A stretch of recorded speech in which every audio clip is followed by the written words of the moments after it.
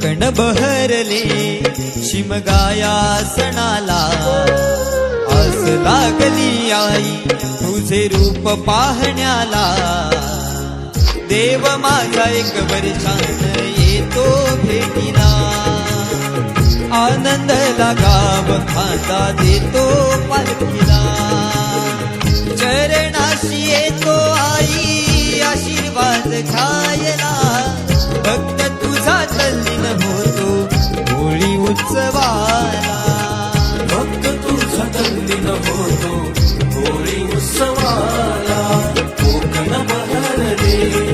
शिमगाया सणाला आस लागली आई तुझे रूप पाहण्याला